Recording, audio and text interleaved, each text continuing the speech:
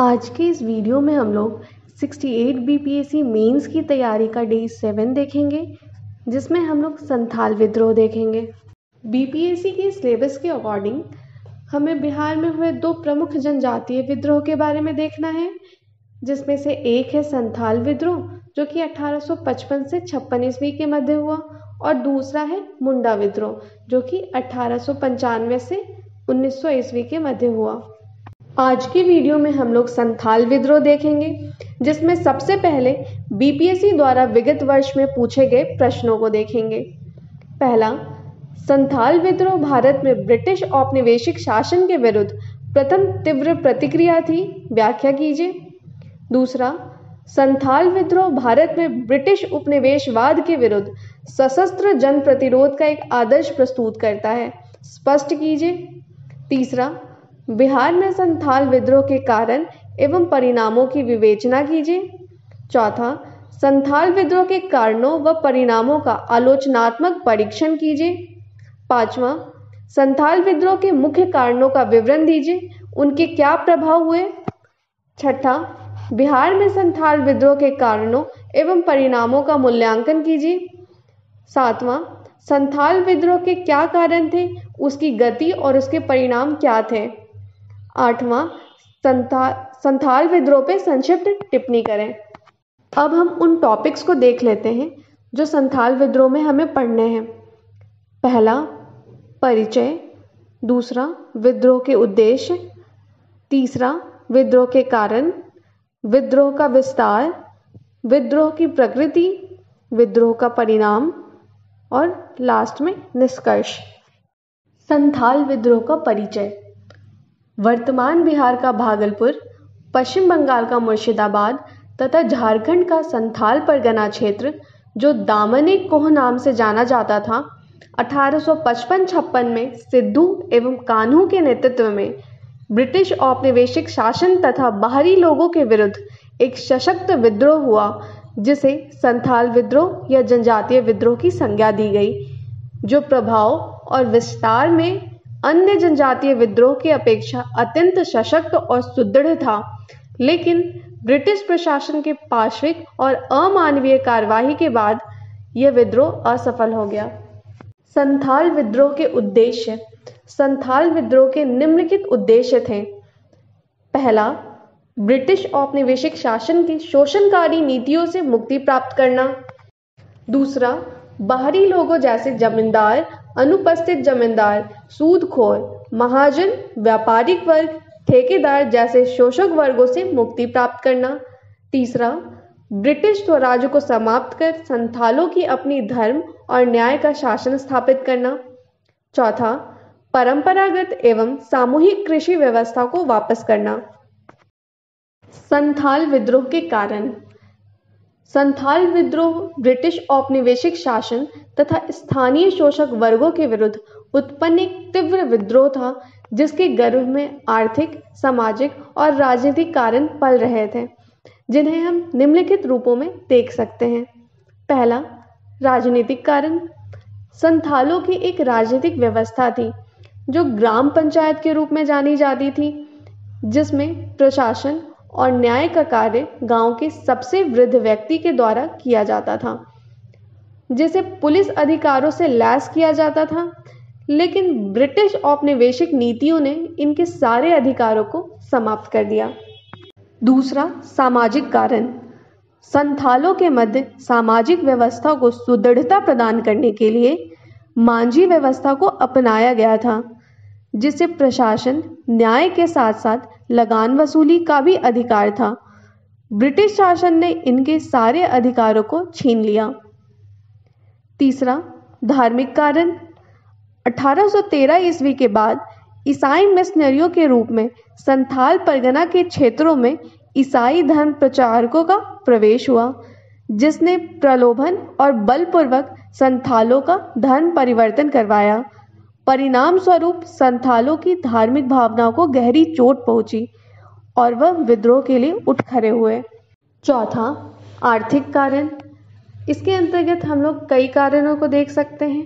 पहला, ब्रिटिश शासन से पूर्व संथाल परंपरागत रूप से हस्तांतरित खेती, जिसे झूम या पांडु कहते हैं, बिना लगान के किया करते थे तथा उसी क्षेत्र में वन उत्पादों का बिना बाहरी दबावों के बड़ी सहजता से उपभोग किया करते थे। लेकिन लॉर्ड कॉर्नवालिस की स्थायी बंदोबस्त व्यवस्था तथा 1855 में आई वन अधिनियम ने संथालों के उपरोक्त अधिकारों को प्रतिबंधित कर दिया तथा 3 गुना से ज़्यादा भूमि लगान संथालों से प्राप्त की जाने लगी एवं वन उत्पादों के उपभोग पर कई तरह के प्रतिबंध आरोपित कर दिए गए।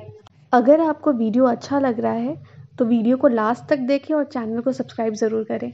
दूसरा आर्थिक कारण, स्थानीय शोषक वर्ग जैसे महाजन व सूदखोर ने 50% से 100% तक ब्याज दर पर संथालों से पैसे वसूले। परिणाम स्वरूप संथालों में भूखमरी, ऋणग्रस्तता व गरीबी छा गई, जिससे भूमि का स्वतः स्थानांतरण हुआ और संथाल भूमिहीन बंधुआ मजदूर बन गए।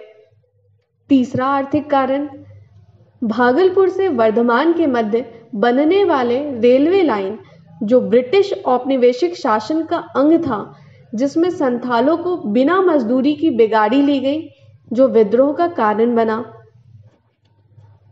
सांस्कृतिक कारण, ब्रिटिश औपनिवेशिक शासन की सामाजिक और धार्मिक संबंधी नीतियों ने संथालों की मान्यता प्राप्त सामाजिक धार्मिक व्यवस्था जैसे परिवार, विवाह, नातेदारी और युवा गृह को प्रतिकूल रूप से प्रभावित किया है, जो विद्रोह का एक कारण बना।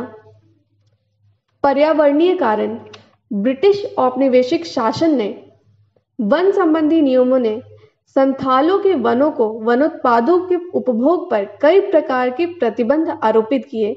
यह प्रतिबंध संथालों और प्रकृति के मध्य गहरे संबंधों को विच्छेद करती है। तत्कालिक कारण, ब्रिटिश दरोगा के द्वारा मामूली चोरी के आरोपों में संथालों को कैद कर लेना तथा प्रतिशोध में संथालों द्वारा दरोगा की हत्या करना संथाल विद्रोह का तत्कालिक कारण था। संथाल विद्रोह का विस्तार 30 जून 1855 को दमनिको क्षेत्र के भगनाडीह गांव में सिद्धू एवं कान्हू की यह उद्घोषणा कि हमारे देवता बोंगा ने हमें आदेश दिया है कि ब्रिटिश औपनिवेशिक शासन को समाप्त कर संथालों के अपने धर्म और न्याय का राज्य स्थापित करो। 60,000 से ज़्यादा संथाल एकत्रित होकर परंपरागत हथियारों से लैस होकर अंग्रेजों के विरुद्ध युद्ध करने के लिए तैयार हो गए। यह विद्रोह 2 पक्षों के मध्य गैर बराबरी के स्तर पर लड़ा जाने वाला युद्ध था, जिसमें अंग्रेजों द्वारा पाशविक और अमानवीय हिंसा के कारण संथालों की पराजय हुई। संथाल विद्रोह की प्रकृति, संथाल विद्रोह के प्रकृति के बारे में इतिहासकारों के मध्य मतभेद है, लेकिन फिर भी सभी इतिहासकारों ने इसकी प्रकृति को आर्थिक कारणों से जोड़ा है। थॉमसन और गैरेट ने संथाल विद्रोह का कारण आर्थिक शोषण को माना तथा कार्ल मार्क्स ने भी संथाल की प्रकृति को आर्थिक कारणों से जोड़ा। संथाल विद्रोह की प्रकृति को हम लोग निम्नलिखित रूपों में देख सकते हैं। पहला, अखिल भारतीय नेतृत्व का अभाव। संथाल विद्रोह की खास प्रकृति यह थी कि इसमें अखिल भारतीय स्तर पर किसी नेता का विकास नहीं हुआ, अर्थात कोई ऐसा नेता नहीं विकसित हुआ जो संथाल के विद्रोह को अखिल भारतीय स्तर पर नेतृत्व कर सके। दूसरा, विद्रोह का अखिल भारतीय विस्तार का अभाव। संथाल विद्रोह का विस्तार अखिल भारतीय स्तर पर नहीं हुआ, बल्कि संपूर्ण भारत में सिर्फ भागलपुर के क्षेत्र में सीमित रह गया। तीसरा, तकनीकी स्तर पर पिछड़ापन। संथालियों के हथियार परंपरागत एवं पुराने होते थे, जिसमें तकनीकी नवोन्मेष न के बराबर था। चौथा, हिंसा का समावेश। संथाल विद्रोह हिंसात्मक विद्रोह था, जिसमें हिंसा अत्यंत उच्च स्तर पर थी। पांचवा, सुदृढ़ जातीय एकता। संथालों में जातीय एकता अत्यंत सुदृढ़ थी। यह विद्रोह के लिए लोगों को एक आधार प्रदान करती थी। छठा, महिलाओं की भागीदारी। संथाल विद्रोह की एक खास विशेषता यह थी कि विद्रोह में महिलाओं की भी बराबर भागीदारी थी। 7वां, सुदृढ़ सामुदायिक भावना। जनजातियों में सामुदायिक भावना अत्यंत प्रगाढ़ थी, जो विद्रोह को संबल प्रदान करती थी। पश्चगामी तथा यथास्थितिवादी प्रवृत्ति तथा विकासवादी प्रवृत्ति का अभाव। संथालों को अपनी पारंपरिक व्यवस्था पुनः बहाल करनी थी। उन्हें अपनी पारंपरिक व्यवस्था में कुछ भी बदलाव नहीं चाहिए था। संथाल विद्रोह का परिणाम या प्रभाव। परंपरागत हथियारों के बल पर अदम्य साहस और धैर्य के साथ लड़ा गया संथाल विद्रोह ब्रिटिश शासन के आधुनिक हथियार और योग्य सेनापति के आगे दीर्घकाल तक संचालित न हो सका और शीघ्र ही असफल हो गया। फिर भी इसका परिणाम जनजातीय आंदोलन के साथ साथ भारतीय राष्ट्रीय आंदोलन को भी प्रेरित करता रहा। इस विद्रोह के परिणाम को हम लोग निम्नलिखित बिंदुओं में देख सकते हैं। पहला, ब्रिटिश प्रशासन के 37वें अधिनियम के द्वारा संथाल परगना को नॉन रेगुलेशन जिला घोषित किया गया। दूसरा, 1856 में संथाल परगना काश्तकारी एक्ट लागू किया गया, जिसके द्वारा भू राजस्व के दर को कम किया गया। भागलपुर के कमिश्नर के अंतर्गत संथाल परगना में एक डेप्टी कमिश्नर की नियुक्ति की गई। संथालों की परंपरागत मांझी व्यवस्था को पुनः बहाल कर दिया गया। संथालों की राजनीतिक व्यवस्था को पुनः बहाल किया गया तथा ग्राम अधिकारियों को पुलिस अधिकारों की मान्यता दी गई।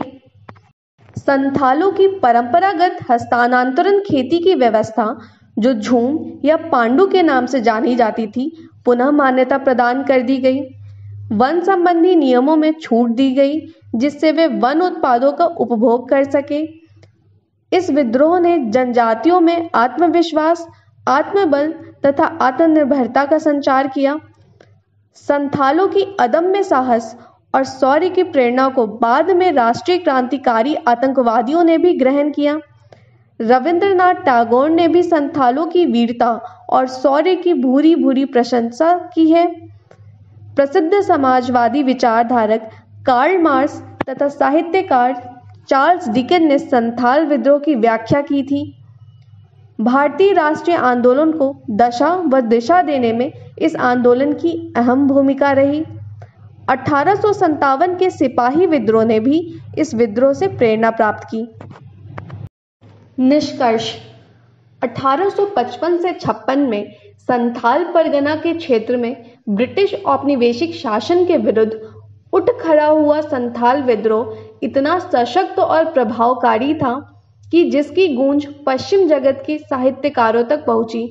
लेकिन अंग्रेजों के पाशविक व अमानवीय दमन के कारण यह विद्रोह असफल हो गया।